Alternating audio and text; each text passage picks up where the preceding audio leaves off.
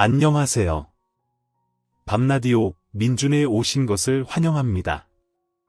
저는 몇 년 전 이혼에 성공한 돌싱 30대 후반의 여성입니다. 마흔을 눈앞에 두고 다양한 추억을 떠올리다 보니 이혼 당시의 일이 생각났어요. 지금껏 다 잊은 줄 알았는데, 아니, 덮어두고 지낸 게 맞겠죠. 요즘 사연 글을 읽다 보니 예전 일이 생각나서 제 이야기를 한번 나눠볼까 해서 이렇게 글을 쓰게 됐어요. 저는 현재 간호사로 일하고 있고 예전에도 간호사로 일했어요. 남편은 지방의 평범한 회사원이었고요. 우리 둘은 평범한 사람들이었지만 신기한 인연이 있었어요. 병원에서 일하는 젊은 간호사들은 종종 환자분들에게 자기 아들이나 손주와 만나보라는 권유를 받죠. 대부분은 반쯤 농담이라 보통은 거절하곤 해요. 하지만 저는 소개팅으로 남편을 만나 결혼하게 되었고 남편의 조부모님을 뵐 때 깜짝 놀랐어요. 병원에 오실 때마다 우리 손주를 만나보라던 할머니셨거든요. 결혼 후 이 인연을 소중히 하자고 생각하며 5년을 잘 지냈어요. 사실 조부모의 애정이 크다 보니 시부모와는 그리 가깝지는 않았어요. 그래도 시댁에서는 제가 조부모의 사랑을 받는 걸 싫어하지 않았죠. 서울 사람들에게는 잘 모를 집안이긴 하지만 조부는 땅 부자였고 알부자로 주변에 알려져 있었어요. 그래서인지 시댁에서는 조부모와 잘 지내길 바라는 눈치였죠. 땅 상속에 유리할지도 모른다고 생각했던 것 같아요. 그런 욕심이 나쁘다고는 생각하지 않았어요. 솔직히 가까이 있으면 그런 마음이 생길 수밖에 없고 세상에 욕심 없는 사람이 어디 있겠어요? 주는 거면 감사히 받고 안 주더라도 원래 제 것이 아니니 원망할 일도 없는 거죠. 그렇게 저는 결혼 1년 만에 아들도 낳고 잘 지냈어요. 그런데 그 속담 아시나요? 미꾸라지 한 마리가 온 웅덩이를 흐린다는 속담. 그 미꾸라지 한 마리가 등장하고 나서 저와 시댁의 평화는 말 그대로 와장창 부서졌어요. 바로 남편의 누나, 신우가 이혼 후 돌아오면서 모든 일이 시작됐어요. 저와 시댁 사이를 갈라놓는 유일한 미꾸라지가 바로 이 신우였거든요. 신우는 제가 간호사라는 걸 결혼 전부터 탐탁지 않아 했어요. 보통 집에 의료계통 일하는 사람이 있으면 좋아하는데 유독 신우가 저를 싫어했죠. 알고 보니 시모에게 뒤에서 이상한 이야기들을 흘려넣는 사람이 신우였어요. 매번 올케가 바빠서 동생이 밥도 제대로 못 먹고 다닌다. 동생이 얼마나 시달렸으면 초췌하게 살이 빠졌냐. 간호사들 원래 일이 많아서 내조도 안 한다더라. 등등 말도 안 되는 이야기를 시모에게 했어요. 결과는 시모의 잔소리로 이어졌죠. 저는 그냥 제가 더 잘하면 될 거라 생각했어요. 하루는 우리 애가 2살쯤 되었을 때 시모가 저와 남편을 시댁으로 부르더니 청천벽력 같은 소리를 하더라고요. 예, 오늘부터 너희 누나가 너희 집에서 살 거야. 그렇게 알고 준비해. 뜬금없는 통보였어요. 한 번도 이 일에 대해 이야기된 적이 없었거든요. 저는 당황해서 시어머니에게 말했어요. 어머님, 갑자기 무슨 말씀이세요? 형님이 저희 집에서 산다니요. 시어머니는 그 말 그대로야. 너희들 집이 번화가에서도 가깝고 평수도 괜찮지 않니? 라고 하셨어요. 그렇기는 한데 너무 갑작스러운 이야기라서 저희도 방 하나 당장 비워야 하는데요. 이렇게 갑자기 말씀하시면 애가 아직 어려서 형님도 적응하기 힘드실 거고요.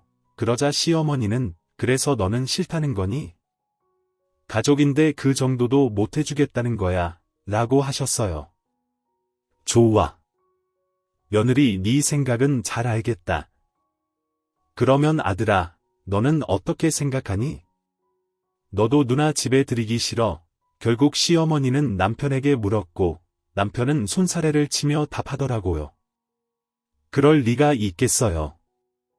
누나 힘든 거 뻔히 아는데 우리가 도와줘야죠. 이 사람도 지금 육아 때문에 힘들어서 그런 것 같은데 걱정하지 마세요. 제가 육아랑 집안일 좀 더 도와주면 되죠. 말만 번지르르하게 하는 남편 때문에 저는 지끈지끈 머리가 아파졌어요. 저렇게 말해놓고 한 번도 도와준 적도 없었거든요. 보지 않아도 알 수 있을 만큼 말만 뻔뻔하게 잘하는 남편 때문에 저는 속으로 한숨을 계속 쉬고 있었어요. 그래, 역시 가족은 가족이야. 며느리가 가족이 되려면 앞으로 시간이 오래 걸리겠구나. 그렇게 저를 단정짓는 시어머니의 싸늘한 시선보다 뒤에서 심드렁한 표정을 짓고 있는 신우의 모습이 더 눈에 걸렸어요. 결국 어쩔 수 없이 6개월간 집을 구할 때까지만 우리 집에서 지내게 됐어요. 그런데 그때부터 계속 사건 사고들이 연달아 터지더라고요. 사람 하나가 늘어났을 뿐인데 해야 할 일들은 몇 배로 늘어났어요. 집을 어지르는 건 물론 자기 옷은 세탁도 하지 않고 밥도 챙겨 먹은 적 없이 제가 챙겨주는 밥을 꼬박꼬박 받아먹더라고요.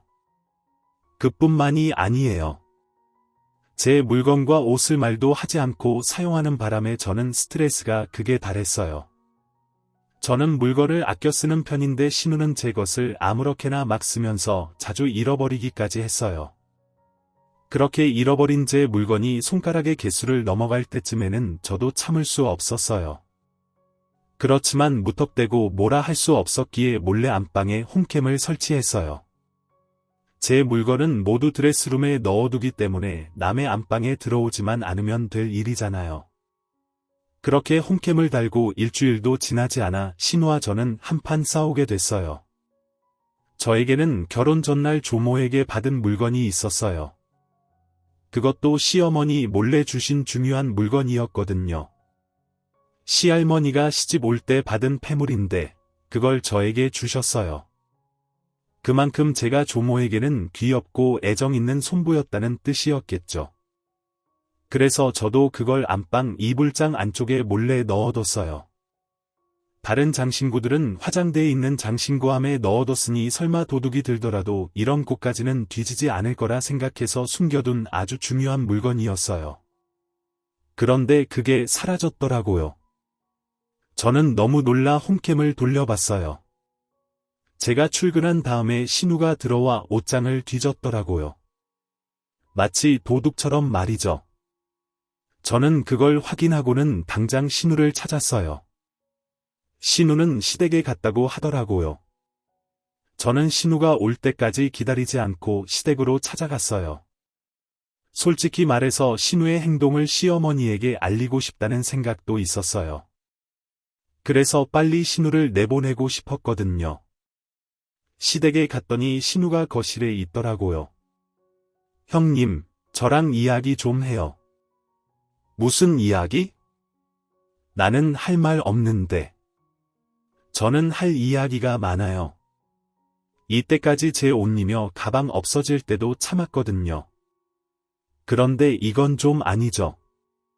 어떻게 도둑처럼 장 안을 뒤져서 물건을 가져갈 수 있어요? 도둑. 옳게 무슨 말을 그렇게 해? 내가 자기 물건 좀 썼다고 해서 그런 식으로 말하는 게 말이나 돼. 옳게네 집에 얹어 산다고 나 지금 쫓아내려는 거니? 어이가 없어서 그냥 제가 꼴보기 싫으면 꼴보기 싫다고 말해요. 시댁이라서 말 못하니? 물건을 좀 쓰신 게 아니죠. 가져가면 다시 돌아오질 않잖아요. 게다가 이번에 가져가신 물건은 명백하게 장을 뒤져서 가져가신 거예요. 아니 어떻게 집주인이 감춰둔 물건을 뒤져서 가져가실 수가 있어요? 결국 제 입에서 큰 소리가 터져나오고 안쪽에서 난리가 났더라고요. 방에서 나오는 시어머니의 얼굴 뒤로 조모의 얼굴도 보였어요. 저는 아차 싶었어요. 이런 모습을 보여드리고 싶지 않았으니까요. 게다가 조모에게 받은 걸 잃어버렸으니 제 표정을 본 건지 신우의 얼굴이 당당해지더니 피해자처럼 굴더라고요. 엄마, 올케가 나 도둑으로 몰았어. 아니 같이 사니까 옷이 섞이거나 물건이 섞이는 건 어쩔 수 없는 거 아니야. 그걸 보고 이렇게 시댁까지 와서 큰소리치고 올케는 도대체 뭐 하는 사람이야? 올케야말로 무고한 사람을 범죄자로 몰잖아. 내가 그렇게 싫었어? 나도 그렇게 오랫동안 올케네 집에 있을 생각 없었어. 상황이 안 돼서 좀 길게 있는 것뿐인데 왜 매번 이렇게 나를 도둑 취급하는 건데? 증거도 없이 날 의심하고 아무리 봐도 올케는 날 그냥 싫어하는 것뿐이잖아. 도대체 뭘 잃어버렸길래 나한테 와서 이러는 거야? 뭘 잃어버렸냐는 말에 할 말이 많았던 제 입이 꾹 닫혔어요. 그리고 저도 모르게 시할머니 눈치를 보게 되더라고요. 시어머니 모르게 준 물건이라 그 이야기를 꺼내는 게 너무 조심스러웠거든요. 거 봐, 뭘 잃어버렸는지도 모르면서 나를 도둑 취급하고 그래. 너 뭘 잃어버렸길래 이 난리야? 별거 아닌 거 잃어버린 거면 그냥 내가 참고 넘어가. 내 신우가 일부러 그랬겠어? 그건 금으로 된 십자가 목걸이하고 귀걸이예요. 요즘 건 아니고 좀 오래된 장식이긴 한데 그건 정말 소중한 거라서. 아니 넌 꼴랑 목걸이 하나 때문에 이 난리를 피운 거야? 차라리 내가 돈으로 주마. 그 정도로 이 소란을 떠는 거야?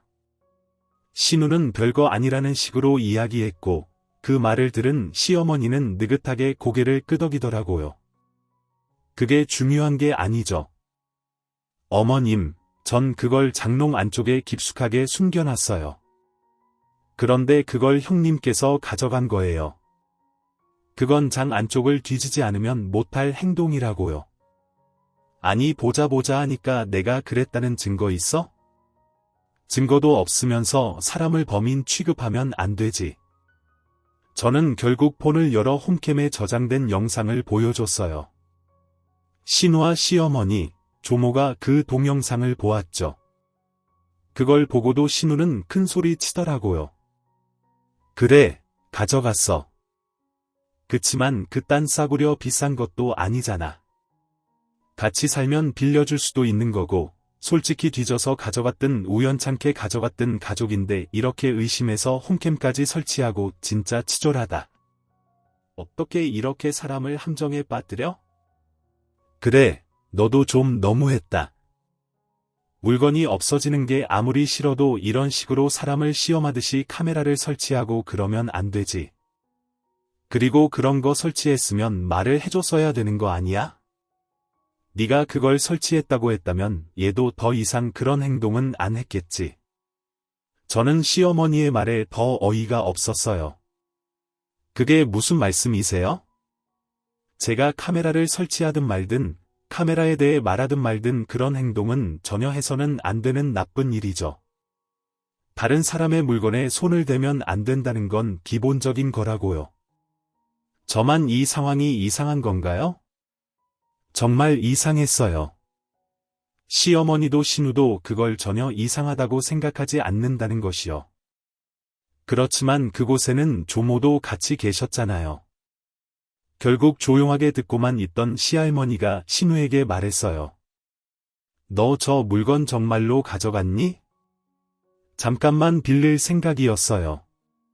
솔직히 그렇게 예쁘고 귀한 것도 아니고 왜 장 안에 숨겨놨는지 이상할 정도로 옛날 물건이었다고요. 저도 눈이 있는데 그딴 걸 하고 싶었겠어요. 그럼 대체 왜 가져간 거예요? 디자인도 옛날 거고 예쁘지도 비싸지도 않은데 그냥 놔두셨으면 될 일이고 애초에 뒤지지만 않았어도 그냥 올케가 애지중지하는 거라 궁금했던 것뿐이야. 그럼 지금 당장이라도 돌려줘요. 그딴 거 어디 있는지 내가 알게 뭐야. 그게 뭔데 나한테 이러는 건데? 그거 내가 손부 결혼식 전날에 너희들 몰래 준 패물이다. 내가 물려받아서 가지고 있던 거 그거 줬어. 그러니까 지금 당장 내놓는 게 좋을 거야. 네 눈에는 싸구려처럼 보여도 나는 그걸 내 시어머니한테 물려받았으니까. 시할머니의 말에 신우는 물론 시어머니의 얼굴까지 하얗게 질렸어요. 저는 잃어버린 것도 죄라는 마음으로 고개를 숙였어요. 그런데 조모의 말에 신우의 변명이 더 웃겼어요. 할머니, 제가 그냥 판 거 아니에요? 올케가 나한테 돈을 안 줘서 그런 거라고요. 집에 돈이 있는데 나한테 한 푼도 안 주니까. 너 지금 그걸 말이라고 하는 거니? 애미야, 너는 도대체 딸 자식 교육을 어떻게 시킨 거야? 올케 돈이 내 돈이니? 거기다 돈 맡겨놨어? 지금 그 집에 식충이처럼 들어가 살면서 숙박비 한 푼도 안 주는 네가 돈을 왜 요구해? 조모의 호통에 시어머니의 어깨가 더 쪼그라들었죠. 그러나 시어머니의 얼굴은 좋지 않았어요. 혼나서라기보다는 며느리 앞에서 조모에게 혼나는 게 자존심 상한 것처럼 보였거든요. 긴 말할 것 없고 그 물건 당장 찾아와. 어디다 팔았는지는 모르겠지만 그거 안 가져오면 우리 재산은 너희 집에 한 푼도 안 줄 거야. 결국 상속이라는 히든 카드를 꺼내들자 시어머니의 얼굴이 더 급해졌어요. 예, 너 어디다 팔았는지 빨리 말해. 이러다가 진짜 네 아빠한테 혼날지도 몰라. 어서. 아이씨, 왜 나만 갖고 그래? 내가 뭘 그렇게 잘못했다고? 그렇게 따지면 우리한테 아무 말 안 하고 올케한테만 그 귀한 걸 물려준 할머니한테도 잘못 있는 거 아니냐고. 얘가 정말 못하는 소리가 없어.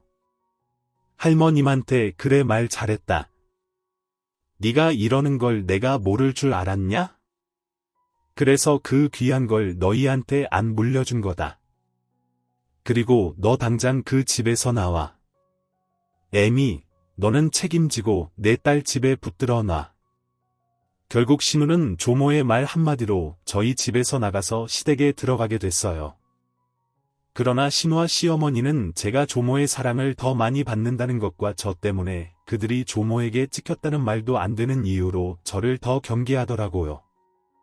게다가 이 사실을 알게 된 남편은 그 와중에 저를 탓하더군요. 조용히 넘어갈 수 없었냐, 고요. 그렇게 한 소리 들었지만 저는 몸과 마음이 너무 홀가분했어요. 신우가 집에 없다는 이유만으로 저는 마음의 위안을 얻었어요. 그리고 그렇게 신우가 나가고 평화를 되찾은 줄 알았던 우리 집에 다시 한번 큰일이 닥쳤어요. 이번에는 시댁이 아니라 친정이었죠. 아버지가 지병으로 수술을 받아야 하셨거든요. 어려운 수술에 아버지는 보험도 크게 들어놓지 않아서 수술비가 꽤 모자라겠더라고요. 결국 돈이 부족해서 남편에게 부탁했어요. 여보, 혹시 모아놓은 돈 좀 있어? 내가 모은 돈으로는 아빠 수술비에 많이 모자라서. 난 모아놓은 돈 없는데 딱 이 말이 끝이었어요. 많이 나쁘시냐, 어떤 수술이냐 물어보지도 않더라고요. 그러지 말고 여기저기 한번 알아봐줘. 나중에 내가 다 갚아줄게. 한 번만 좀 도와줘봐. 아니, 도와줄 방법이 없는데 어떻게 도와줘? 나도 지금 먹고 죽을 애도 없는데 어디다가 빌려? 엄마는 이미 너한테 빈정상한 지 오래라 안 빌려줄 것 같고. 그러면 당신만 괜찮으면 엄마를 우리 집에서 모실 수 있을까? 엄마네 집을 팔고 그 돈으로 수술비하고 남은 걸로 전세 얻으면 될 것 같거든. 그때까지만이라도 우리 집에서 엄마 모시면. 뭐? 장모님을 어떻게 모셔? 난 내 집에 다른 사람 있는 거 불편해서 안 돼. 게다가 장모님이라니, 넌 내 생각은 안 해?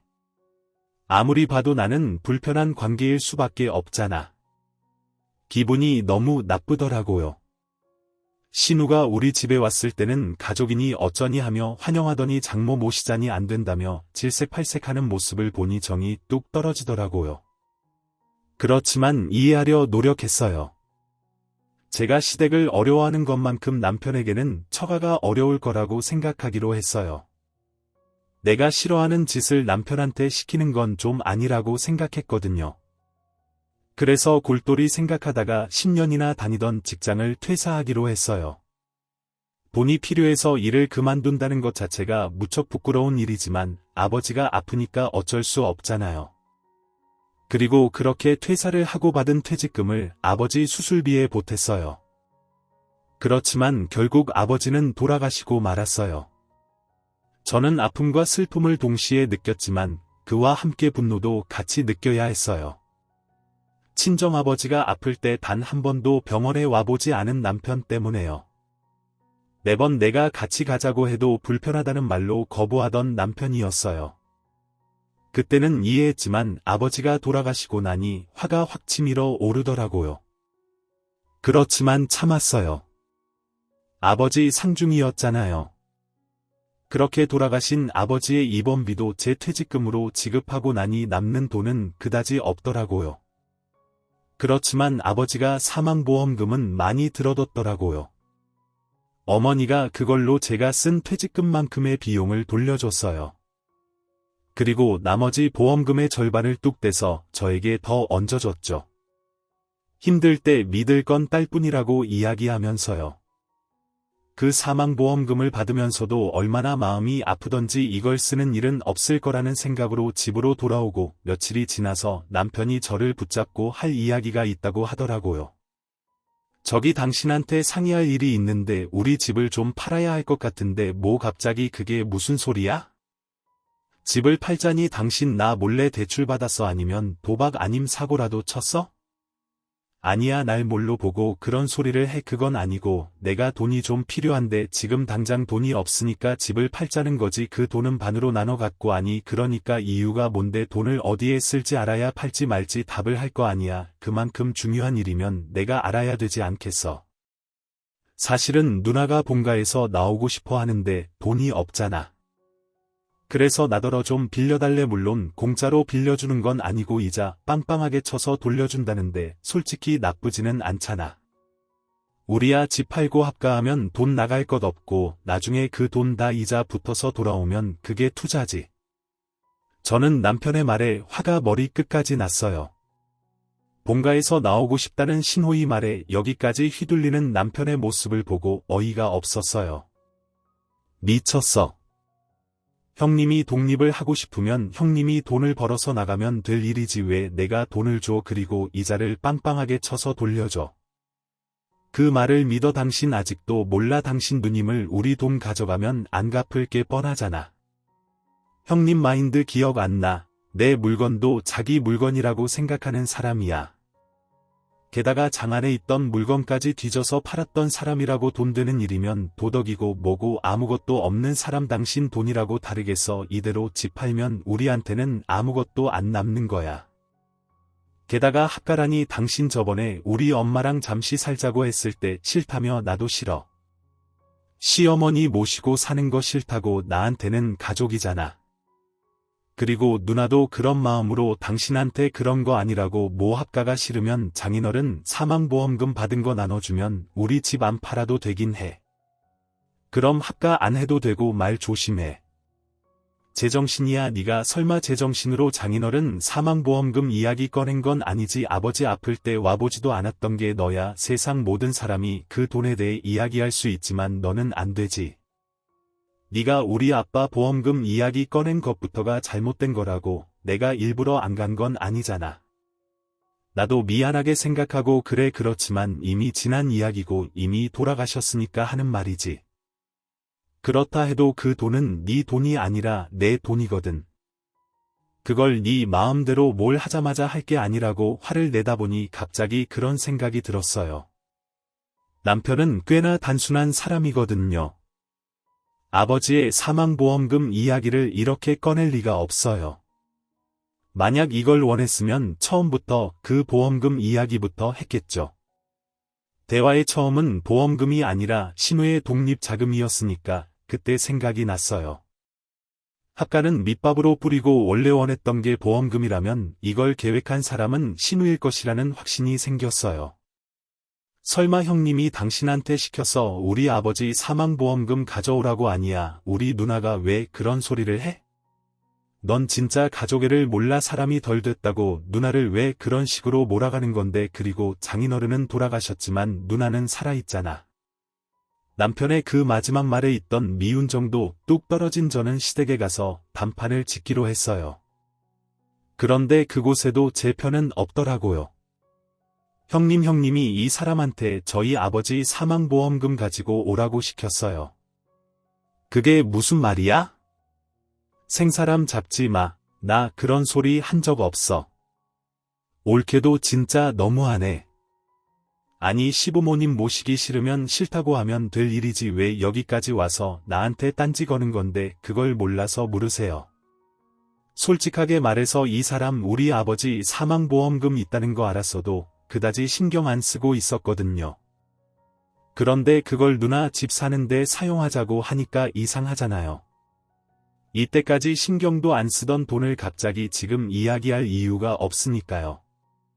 얘 너 아무리 신우가 편해도 이렇게 갑자기 와서 이러는 건 예의가 아니라는 생각 안 하니 무슨 애가 예의도 모르고 갑자기 찾아와서 이런 짓을 해 그리고 아까 이야기 나도 들었지만 네가 이런 식이라면 내가 더 싫다. 얘 사람을 무슨 보험금 노리는 나쁜 사람들로 몰아 그냥 시부모 모시기 싫으면 싫다고 말을 하면 되지 이런 식으로 구는 건 너무하다는 생각 안 하니 이 일을 일으킨 신에 대한 잘못을 이야기하는 사람은 아무도 없고 이곳까지 와서 신에게 따진 저를 시부모 모시기 싫은 며느리로 몰아가더라고요.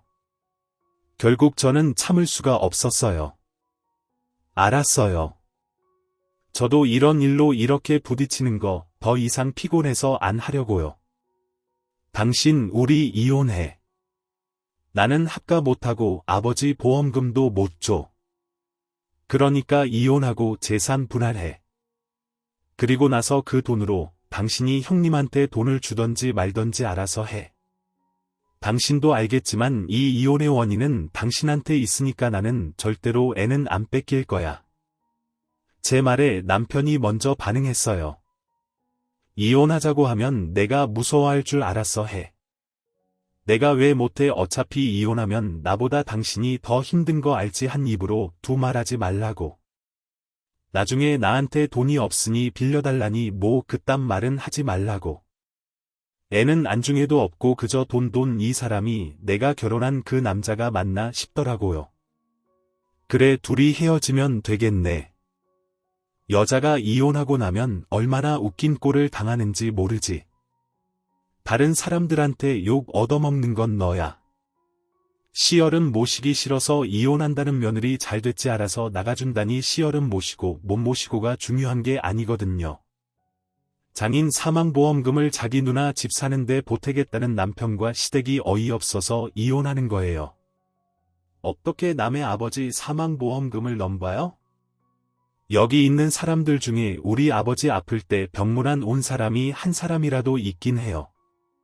진짜 뻔뻔하고 부끄러움을 모르는 사람들이 누군데 저는 백고함을 질러주고는 뒤도 보지 않고 집에 와서 아이와 제 짐을 싸서 집을 나갔어요. 이혼할 때까지 얼굴도 마주하고 싶지 않았거든요. 물론 이혼 서류도 바로 작성해서 보내기로 결정했죠. 그렇게 나오니 화는 여전했지만 그래도 조금은 속이 편했어요. 그 인간들 얼굴 안 봐도 되니까요. 이혼 과정도 순탄치만은 않았어요. 소송 중에 남편은 저를 가족에 충실하지 않은 아내로 몰아가더라고요. 그래서 저는 신우와 남편 치호의 괴롭힘을 이혼 사유로 밀고 나가기로 했어요.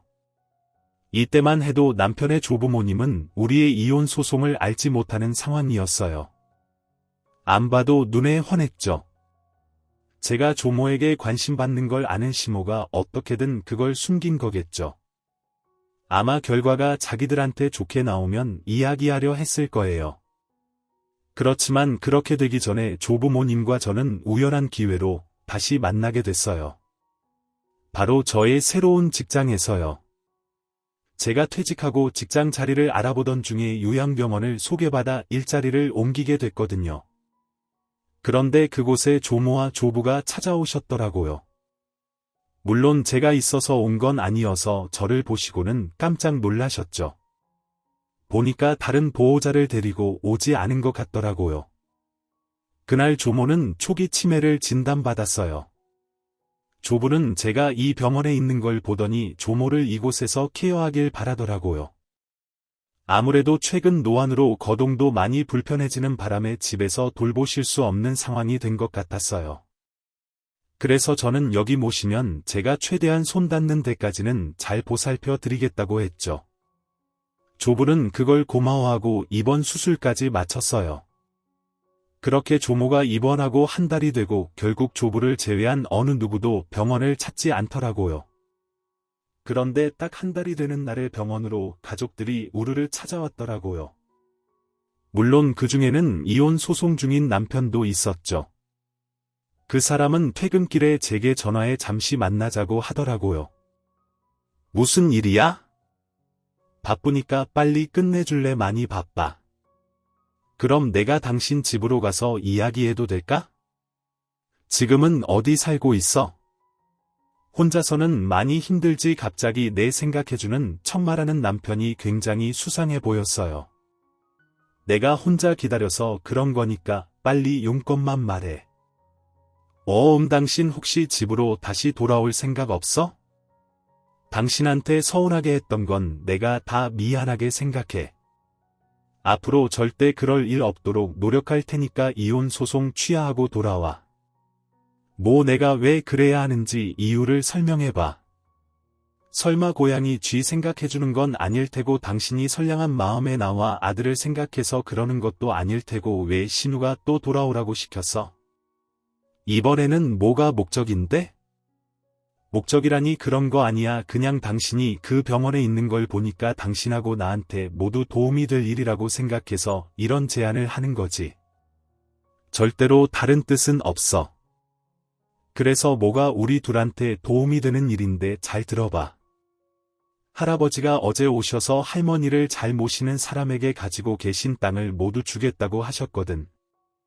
근데 병원에 당신이 있잖아. 할머니도 당신한테 의지 많이 하고 있고 당신도 땅 가질 수 있는 절호의 기회지. 그리고 누나도 당신한테 사과하고 싶다고 하기도 했고 그래서 사실 이번에 만나면 꼭 우리 본가에 당신 초대하라고 했었거든. 그 말에 진짜 어이가 없더라고요. 딱 보니 병수발은 나한테 맡겨두고 땅은 자기들이 꿀꺽할 생각이면서 마치 저한테 땅이라도 챙겨주겠다고 이야기하는 그 사기꾼 같은 얼굴이 진짜 짜증났어요. 게다가 더 열받는 건 이 생각이 모두 남편 머리에서 나온 게 아니라는 사실 때문이죠. 이런 생각은 역시 신우가 아니면 못할 생각이에요. 남편은 굉장히 단순하거든요. 하도 간곡히 부탁하는 남편 때문에 시댁에 한번 방문했죠. 옳게 왔어. 자, 앉아. 우리 할 이야기 있지. 사실 내가 이제까지 좀 너무했다는 생각은 해. 내가 옳게 하고 같이 사는 바람에 이래저래 오해가 생겼으니까 그래도 이제는 그럴 일 없잖아. 우리는 같이 살 일 없고 내가 더 이상 옳게한테 돈 빌려달라고 할 것도 아니고 동생한테 다 들었지. 그런 이야기야. 우리가 싸울 필요가 없잖아. 옳게가 할머니만 잘 모시면 우리 모두 좋은 일인데 안 그래? 이 말을 듣는 저는 신우의 뻔뻔함에 기가 찼어요. 딱 봐도 제게 사과를 하겠다는 의도보다는 그저 조부의 땅을 위해 우리 사이에 오해가 있다는 얄팍한 말로 자기 합리화를 시키고 있더라고요. 그 의도가 너무 뻔해서 저는 코웃음을 치며 말했어요. 그래서 지금 저한테 할머님 모시고 땅 받아오라 이 말씀이세요. 그 땅 때문에 이제 와서 저한테 사과 아닌 사과하시는 거고요. 형님의 그 말이 사과가 맞긴 해요. 미안하다, 잘못했다. 한마디 없는 사과도 있네요. 그쵸? 그리고 할머니 모시면 저한테 땅을 주긴 할 거예요. 저는요. 한 번 속지 두 번은 안 속아요.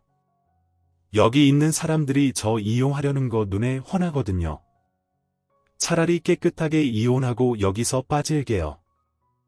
잘 됐네.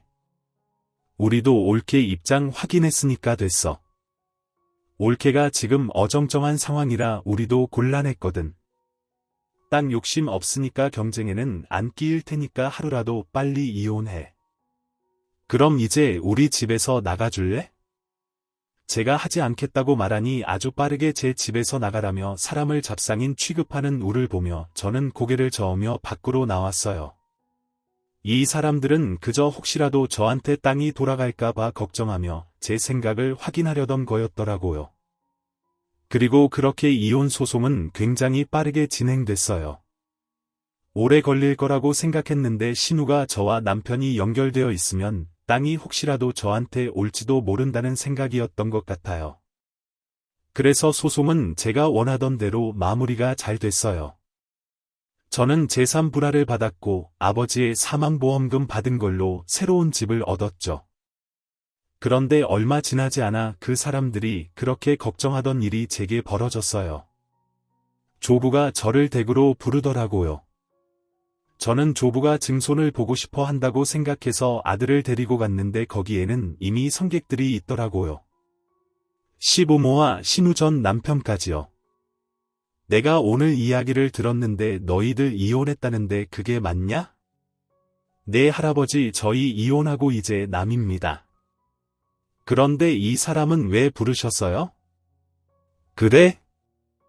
그게 사실이었구나.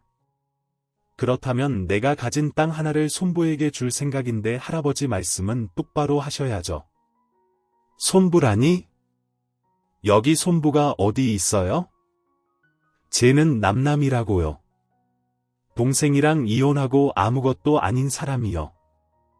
그렇다고 저기 있는 증손이 내 핏줄이 아닌 건 아니지 않냐 안 그러냐 그 말에 아무도 대답을 못했죠. 결국 제가 말을 했어요. 할아버님 그 땅은 안 받을게요. 그러지 않으셔도 할머님은 잘 모실 테니까 저한테 그럴 의도로 주시겠다는 거면 저는 안 받을게요. 너도 내 말을 못 알아듣는구나. 나는 너에게 땅을 주지만 내가 너에게 땅을 주는 건 내 아들인 내 증손한테 주는 거야.